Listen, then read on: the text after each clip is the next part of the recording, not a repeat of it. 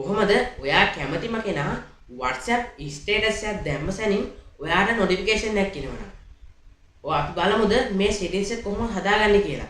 එතකොට මේ settings එක හදාගත්තට පස්සේ ඒ කැමතිම කෙනා WhatsApp එකෙන් ස්ටේටස් එකක් දැම්මට පස්සේ ඔයාට නොටිෆිකේෂන් එකක් එනවා. ඒ කියන්නේ ඔයාව පෙර දැනුම් දීමක් කරනවා. එහෙනම් අපි යමු මේ settings එක හදාගන්නේ කොහොමද කියලා බලන්න.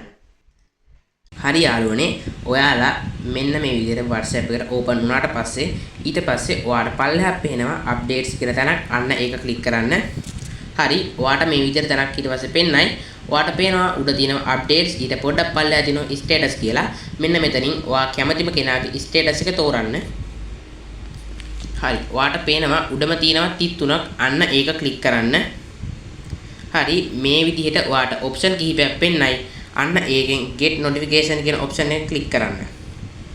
ආයෙමත් get notification කියලා නයි අන්න ඒක ක්ලික් කරන්න. හරි ඔයාලා හදා ගන්න ඕන settings එක හදාගත්තා.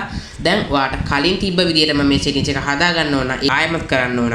status එකට යන්න ගියාට පස්සේ උඩ තියෙනවා කලින් කරපු විදිහටම තිත් තුන ක්ලික් කරන්න. ඊට පස්සේ mute notification කියන ඔප්ෂන් එක ක්ලික් කරන්න. ආයෙමත් mute notification එක ක්ලික් කරන්න.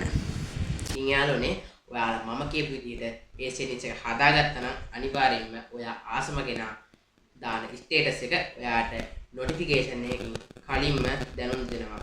එතකොට අද දවසේ මම කරපු වීඩියෝ එක හොඳයි නම් අනිවාර්යයෙන්ම like එකක් දාලා subscribe කරන්න අමතක කරන්න එපා. මේ ඔයාලගේ ආසම ටෙක් channel එක Tech Pro YouTube channel